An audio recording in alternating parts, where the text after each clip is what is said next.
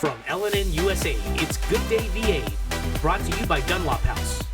A typical day for me is making sure that the residents have their meds on time and also making sure that they have a good day. My name is Felicia Woodley, and I'm a CNA med tech at Dunlop House. No matter what the situation is, we always put the residents here at Dunlop House first. My work is meaningful because they'll come to me and tell me, thanks for that smile that you have on your face. I connect with them because I look at them as one of my family members. Dunlop House, more than a house, is home. Welcome to Good Day VA. I'm Carolyn Day Pruitt. I'm Gianna Deepa. And I'm Samuel Pugh, and we have a great host and a great show this week. G, what are we talking about today? Well, today, great host, we're going to be talking about local elections taking place this year from the primaries later on this month all the way up until general election in November. We'll have that conversation later in the show after our great host takes a break. First, we'll have headlines and sports right after this.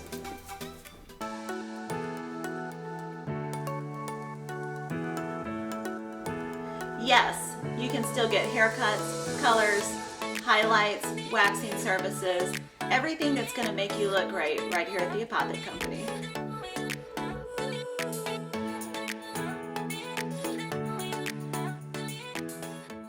There's no place like home. That's why BSV created a simple online process where you can easily get pre-qualified for a home loan without entering a branch. Visit bsvnet.com and see how much you qualify for. Be a homebody with no sweat mortgages from BSV. Welcome back to Good Day VA. Let's take a look at this week's top headlines. On Wednesday, May 31st, Governor Glenn Youngkin announced that he has deployed 100 members of the Virginia National Guard to the southern border. That deployment is in response to a request from Texas Governor Greg Abbott for assistance from other states to address instability at the state's Mexico border. That request was made in accordance with the Emergency Management Assistance Compact, of which Virginia is a founding state.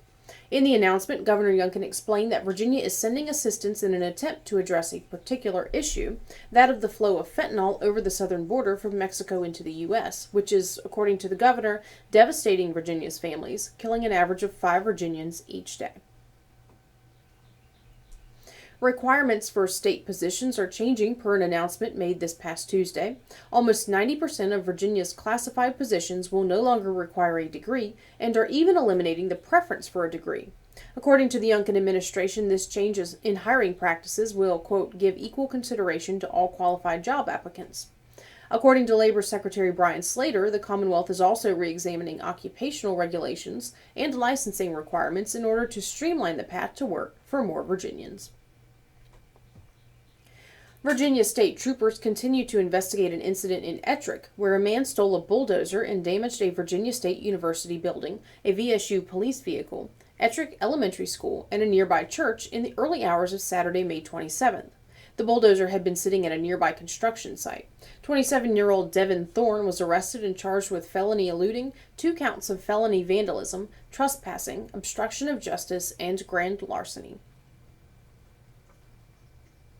Violence inside the city of Petersburg increased sharply across the Memorial Day holiday weekend. Petersburg police arrested Donald Johnson, age 32, of Petersburg, charging him with first-degree murder, use of a firearm in commission of a felony, and discharge of a firearm within an occupied dwelling.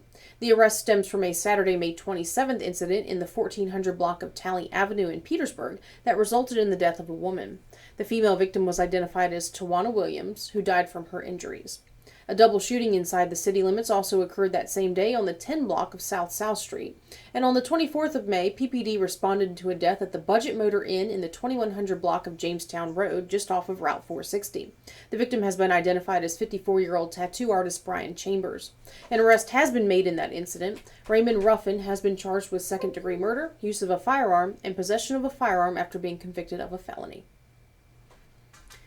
Hopewell is on financial fire, according to Virginia's Secretary of Finance Stephen Cummings, a fire that has been smoldering for nearly 8 years. We go to Craig Richards for more on this story. This is a 5-alarm fire. It's been burning at 5, in my mind, at 5-alarm level for a long time, and it's kind of become the reality of this environment. This cannot continue, as it has every year. Things get more challenging. You're reacting all the time. Things are going to break, and you cannot respond. So I think you've got to get yourselves to a position where you can see the light to get to a point where you have a clean audit. The state has paid nearly $350,000 to have Alvarez and Marcel Public Sector Services to prepare the current state financial assessment and stabilization and turnaround plan for the city of Hopewell, Virginia. According to several counselors, the implementation of the plan has many hurdles. Shoring up audit issues require accurate and timely reconciliation and reports from the city treasurer and other entities like the school board and Beacon Theater, entities the city has little control over. The council was also concerned with funding the necessary staff to oversee the corrections needed. Without at least 3 years of clean audits, the city has no credit rating, eliminating its ability to issue bonds for infrastructure projects, school projects, and other pressing issues. A representative of Alvarez and Marcel was on hand to review the key issues the city needs to address. What are the major, items that are needed? So get caught up.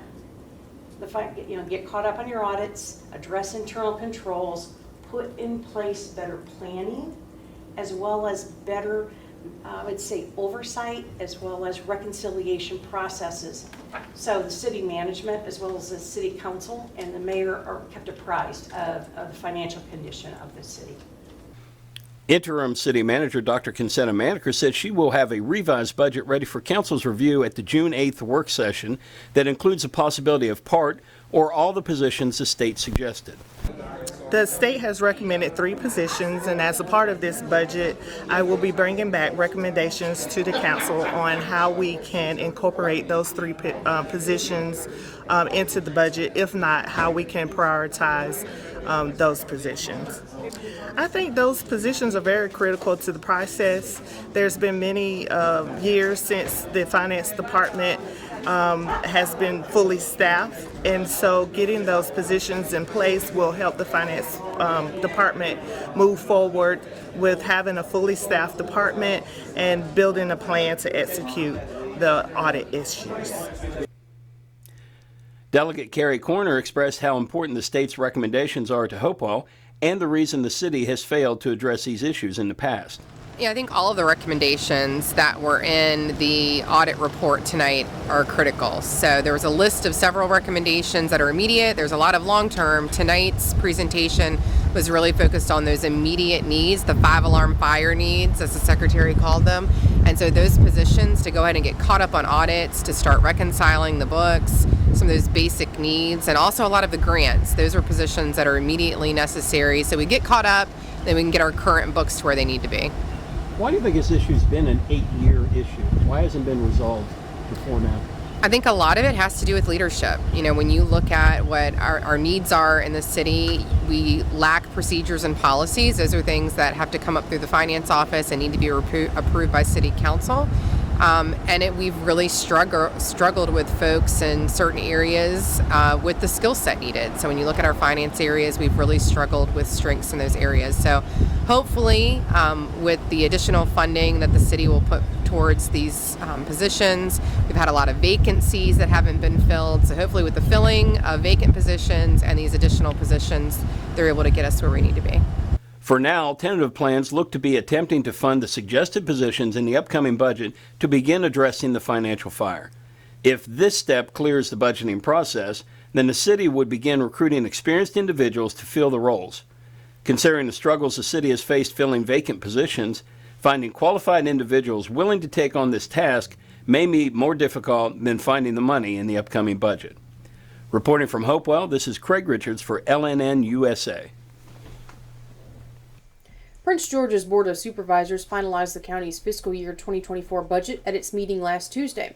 The overall budget decreased from 2023, dropping 3.36% to a total of $154,639,306. Some key expenditures include pay increases for county employees, 9 new positions across 4 departments, and a fuel management system for the county's fleet of vehicles. Of the 9 new positions, 5 are firefighters and medics. County residents will not see increases in real estate, personal property, machinery and tools, or mobile home tax rates this year. For those in the county who use water and sewer services, each of those services will increase by 5%. County officials calculate that the average household using 5,000 gallons per month will see an increase of about $4.55 per month, or $9.10 per billing cycle. This year, Petersburg's Center Hill Mansion turns 200 years old, and on Saturday, June 3rd, the city will celebrate with a special event. Center Hill will host an open house from 1 p.m. to 5 p.m., during which the mansion will be open to the public for free tours. Light refreshments will also be served. In addition to the open house, the city is hosting 3 free lectures earlier that day. At 10 a.m., Randolph Bell, a descendant of the bowling family that built Center Hill, will speak about the family history in relation to the mansion. At 11 a.m., the Heritage Conservation Foundation's Dr. Brian Green will lecture on the architecture of the mansion. And at noon, Elvatrice Bletches will give an address on the significance of free and enslaved persons of color that worked in and around Center Hill. Last Thursday, the Tri-City Chili Peppers scored a total of 5 runs in their opening game of the season against the Holly Springs Salamanders at Shepherd Stadium in Colonial Heights, leading to a 5-1 victory. The pivotal turn of the game happened in the bottom of the 5th inning when the bases were loaded after the Salamanders pitcher walked 2 and hit a batter, leading to a 3-1 Chili Peppers lead. Then in the bottom of the 6th, 3 consecutive base hits and a steal led to the final score of 5-1, and the first victory of the season for the Chili Peppers. Upcoming home games are scheduled for Saturday, May 27th versus the Wilmington Sharks, Friday, June 2nd versus the Wilson Tobbs, Saturday, June 3rd versus the Greenbrier Giants, and Sunday, June 4th versus the Peninsula Pilots. Prince George County residents now have a new option for communicating requests and issues to their local officials. The county has launched the Citizen Request Portal to streamline residents' ability to submit community-related concerns and also track those requests once submitted. The portal automatically routes requests to the correct department, allows users to attach photos to their requests, allows others to leave comments on a request, and gives citizens emailed updates along the way. When sending in a request through the portal, users must provide their name, email address, and phone number in order for county staff to follow up, but requests are anonymous to the general public. The county does want to remind residents that road issues such as potholes should be reported directly to VDOT. To access the Citizen Request Portal, visit princegeorgecountyva.gov, go to the I Want To drop-down menu, and then click Citizen Request Portal. That's it for this week's headlines. We'll be right back. So here at Titan Auto and Tire, we're a full care automotive repair center, full maintenance items anywhere from an oil change, state inspection, and also full engine replacement. Titan Auto is different because of our customer service mainly. I mean, we have some of the best trained and qualified techs in the area. Our 3 main focuses are customer safety, customer service, and community. Knowing that you're going to put them first and it's not about the dollar. Hi, I'm Dr. Sandy Elba. And I'm Dr. Adam Elba. We're chiropractors and we love what we do. We change lives on a regular basis. We go from pain relief all the way to wellness. We work with the cause of the problem, we help solve the problem, and put your life on a whole different path. If you're concerned about your health in any way, or you just want to be healthier all the way around, come see us, Chester Family Chiropractic Center. Welcome back to Good Day VA. Later this month, voters will head to the polls to cast their ballots in the primary election in several of our area districts. Both Democrats and Republicans have primaries, and those preliminary races raise the question, do primaries in districts that lean heavily Republican or Democrat essentially determine the outcome of the general election in November? So let's discuss some of the questions and issues around this year's elections, including did they smoke the devil's lettuce when they wrote the districts? Awesome. All right, quick rundown of our races in our area this year. In the House of Delegates, we have Mike Cherry versus Jessica Rowland over in Colonial Heights and part of Chesterfield. In Petersburg, Dinwiddie, and another part of Chesterfield. Chesterfield is huge. Mm-hmm. Another part of Chesterfield, we have Kim Taylor, and there is a primary race between Kimberly Pope Adams and Victor McKenzie. And then over in the other side of Chesterfield and Hopewell and part of Prince George, we have Kerry Coyner versus Miller Pitts. In the state Senate, there's a primary between Joe Morrissey and LaSharice Aird, former delegate. Whoever wins that race will run against Eric Dietrich. And then, let's see, a primary between Amanda Chase, Glenn Sturdivant, and Tina Ramirez, so 3 candidates in that primary, versus Nathan McKenzie. So that's just a quick rundown of who we're going to be talking about today. We probably won't hit on all of them, but just so people are aware of who's running in what areas. You know, the fascinating thing about these summer elections before the generals is the primaries show you what the mood is inside the parties. It's hard to tell what's really happening when it's, you know, people are so partisan that they're definitely going to vote Republican, definitely going to vote Democrat. So we can pretty much guess the presidential elections within a couple of percentage points usually. But inside the parties, that's where the rubber meets the road. You know, that's where they have the internal philosophical arguments that, you know, send a party on the trajectory for a generation. So I'm super into primaries specifically because you always see this populist versus establishment angle. And yeah, I've seen the populists do much better the last 10 years, and it's pretty exciting.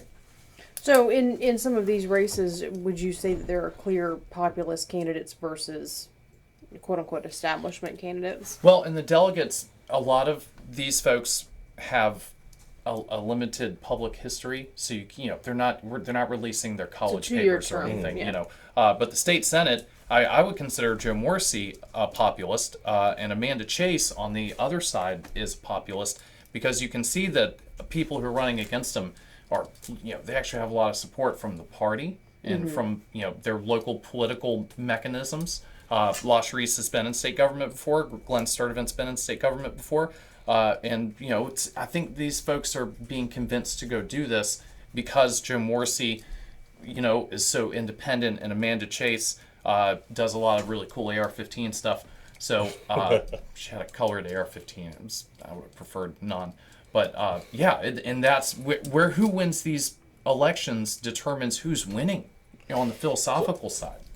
I guess it seems as though, just generally speaking, you know, the primaries and things of that nature, local elections aren't as publicized as, you know, your general election. You know, why do you think that is, though, and how important are these elections? I think they're important because who wins a primary race, especially in a district that leans heavily either Republican or Democrat, it almost is determining, like we said at the beginning, who's winning the general election in November. Right. And the number of people who actually participate in those primary vote elections is incredibly low. In Prince George one year, I remember it was 8% of registered voters voted in the primary. Wow. So, and even though that it's not just boiled down to one locality, obviously, you know, most of their districts, I think everyone here has a district that involves at least two different either counties or cities, whatever. But even still, across the state, primary turnout is incredibly low. Right. So you're putting it up to a very small group of people who are essentially determining the outcome of the general election. But why do you think that is, though? Because that's 8% is really low. Yeah. It's very low. And just keep in mind that that's just of registered voters. Right. That's not of the total population. Right. So it's even lower than people think. Right.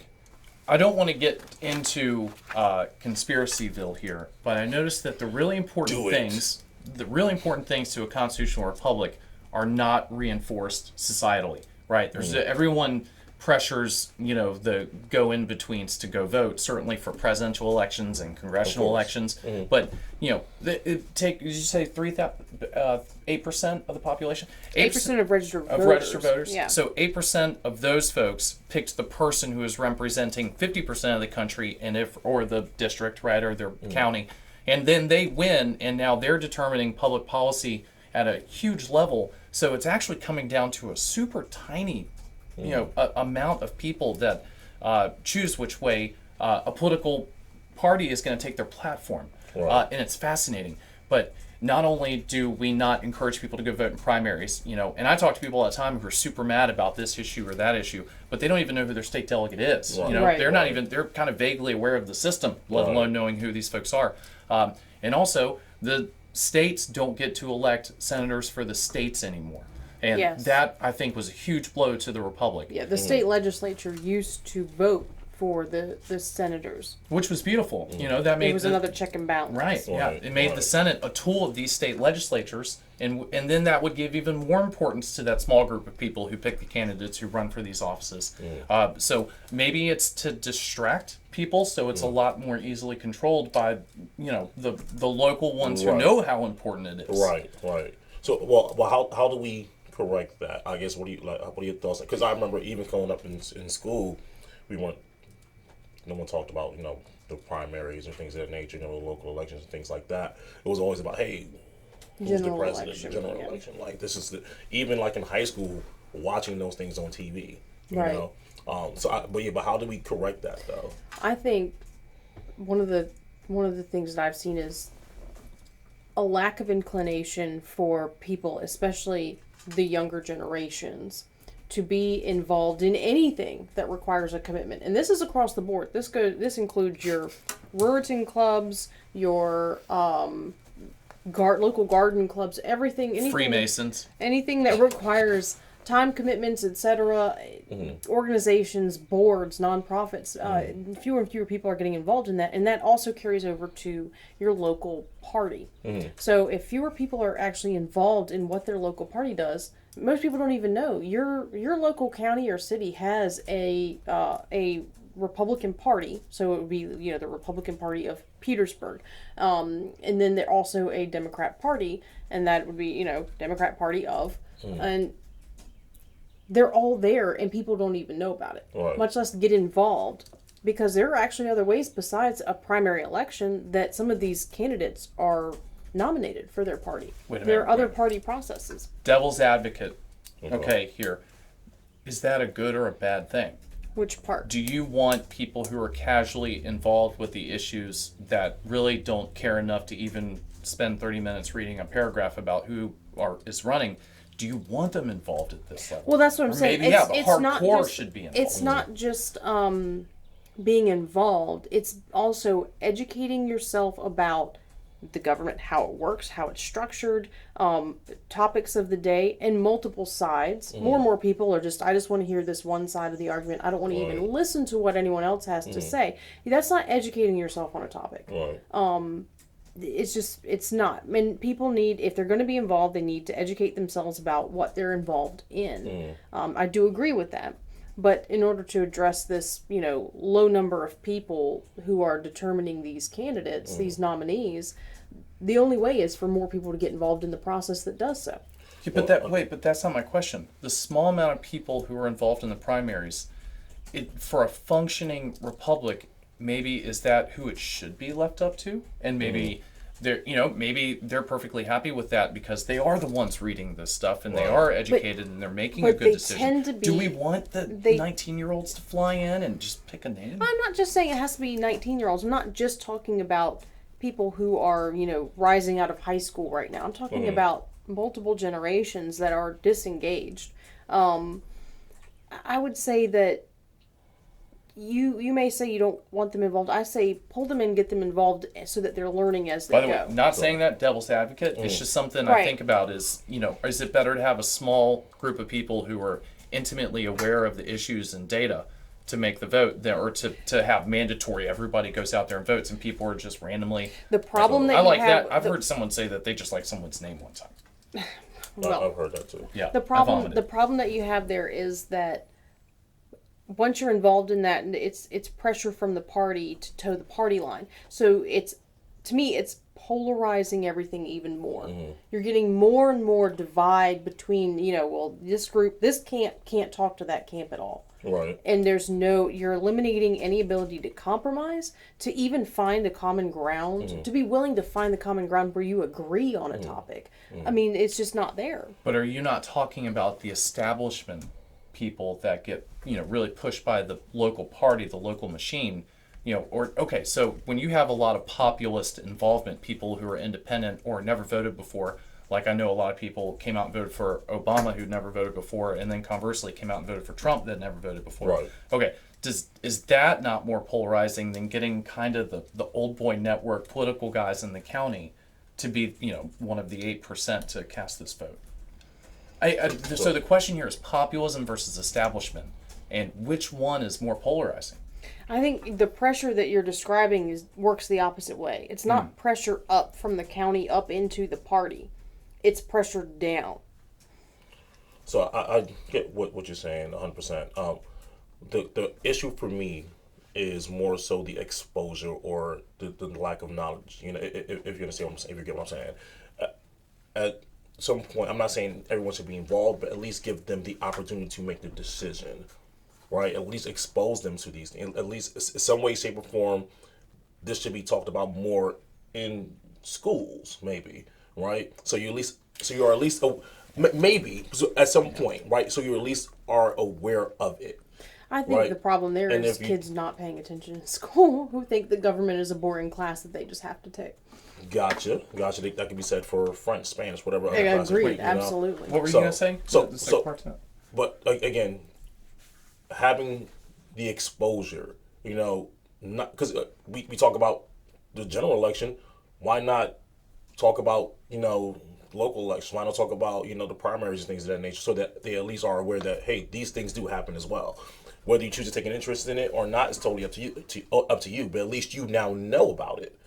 Now you have more and more people who at least have the opportunity to be invested and interested. And at the point, if they choose not to vote, whatever, that's now up to them. Yeah. But it's not because they didn't know. I get what you're saying in the education aspect of it. I would say that part of the problem is the fact that the general election happens every year at the same time. Everyone knows that November it's going to be an election. I wouldn't say that. I wouldn't say that everyone knows.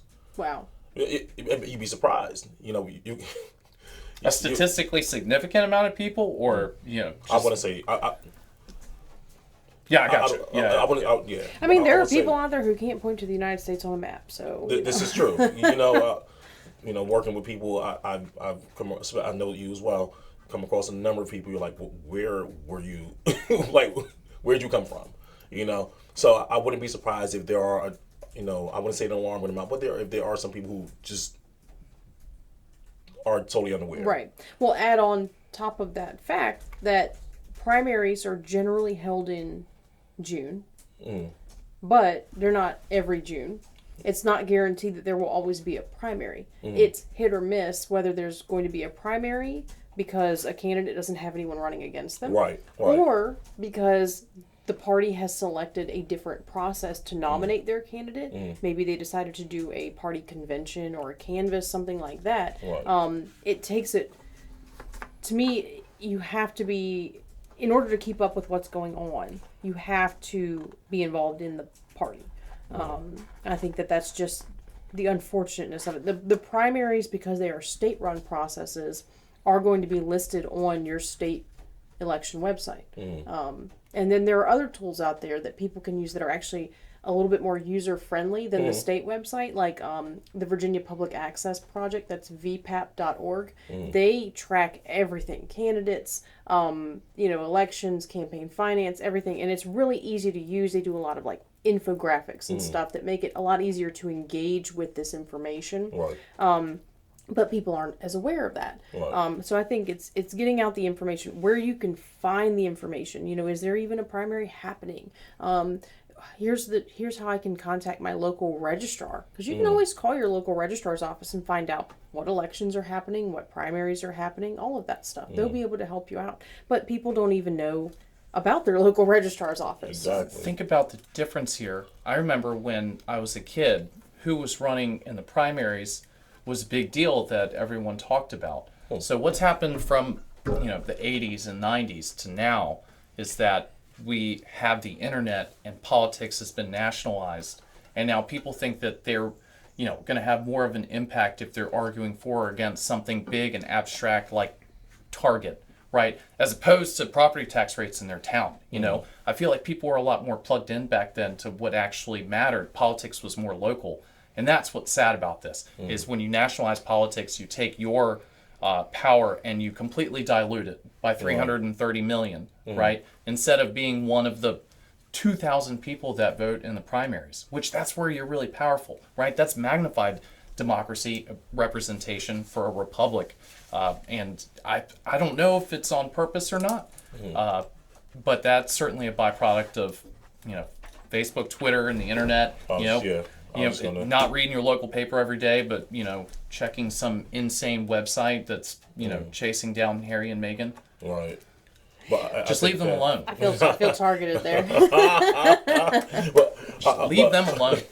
But I do think that at least now in this day and age, social media does play a huge role in that. I believe that people are on social media casting their vote that way by, like you said, arguing a point or something like that, as if that that's going to make a difference, and they feel as though they've done their job by agreeing or disagreeing with someone. It's definitely not as fun as cat videos. I want to talk real quick. Cats voting in primaries. Cats voting in primaries. We have that's the answer. Yeah, that's the answer. Really quick, let's talk briefly about redistricting, because this year, going into November's elections, we're going to be dealing with completely new district lines. They've been redrawn, and as of right now, the representatives that are in place ran on the old lines, and this is going to significantly change up some of the localities that these people represent or will represent if they win. So districts, of course, are drawn, and the reason that we redistrict is based on population, because it has to be evenly spread how many people each legislator represents. So it's not geography based. And it's a necessary thing. We redistrict after the census every 10 years, because then we have a clear idea of how many people are living where. It is absolutely necessary in order to keep the representation equal. But it does create some other issues, specifically about the geographic factors in that. The size of a district for a representative to travel. If you have a representative who lives up in Northern Virginia near DC, some of them can walk across their district in less amount of time than, say, a more rural Southwestern Virginia representative can drive across theirs. And these things play a key role to me in how people and districts are represented. When you redistrict, it's going to impact your rural legislators more than your urban legislators. One, for size of travel.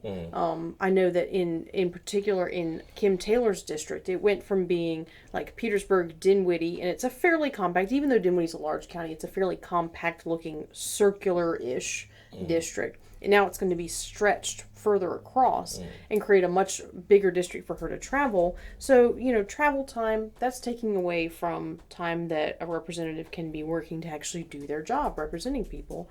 And also having to learn entirely new sets of officials and people in the districts that they represent, because that's an important part of it.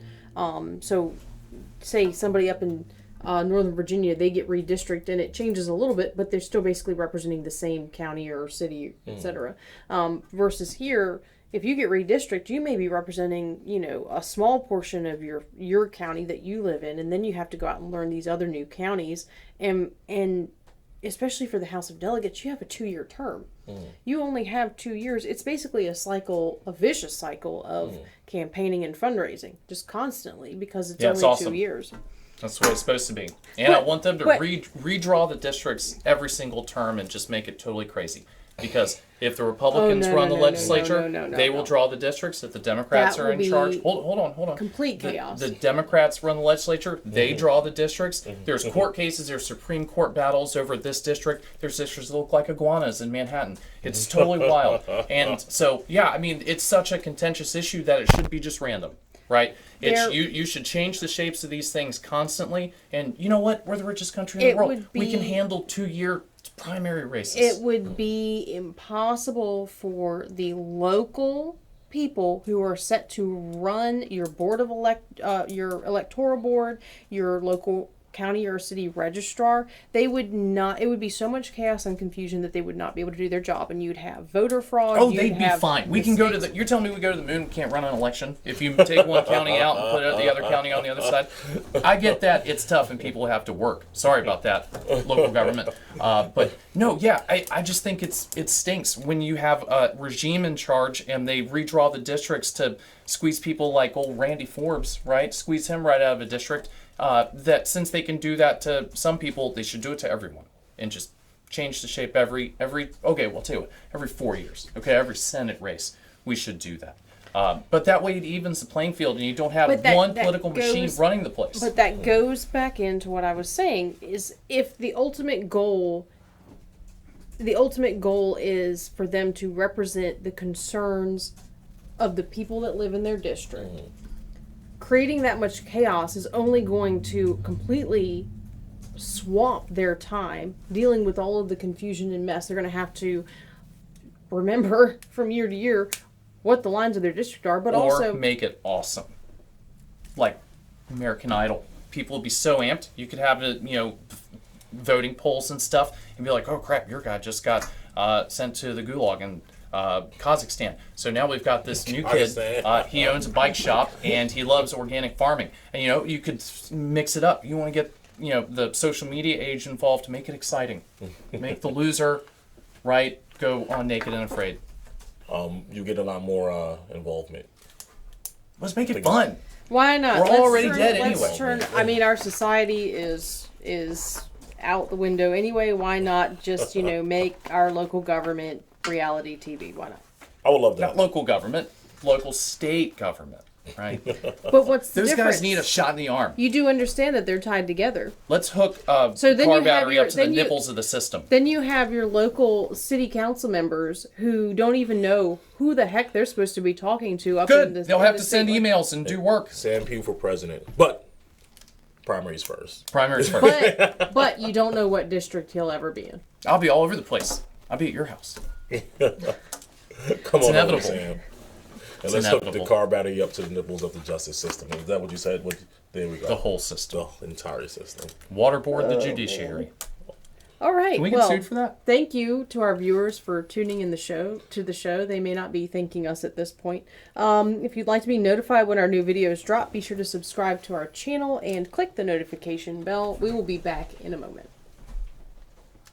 It's time you heard the best fried chicken doesn't come out of a bucket or a box. You'll find it fresh out of the deep fryers at Breeze Inn. Virginia's finest chicken. Succulent, juicy chicken with a crispy coating. Hungry for more? Try our pulled pork barbecue, real Philly cheesesteaks, and mouth-watering burgers. Home to Virginia's finest chicken. And oh yeah, we've got a convenience store too. Swader, Central Virginia's premier sports park. Corporate events, parties, date night, or just a family outing.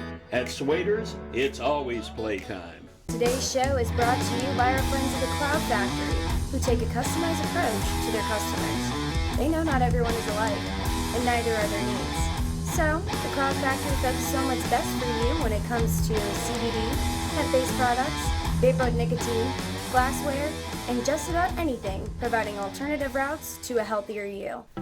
That's it for this week's show. We appreciate all of our viewers, and thank you so much for tuning in. If you enjoyed the show, be sure to subscribe to us on YouTube and follow us on Instagram and Facebook. And a big thank you to all of our sponsors, especially Dunlop House, for making the show possible. RIP Ron. We'll see you again next Friday. In the meantime, have a good day, VA. Remember,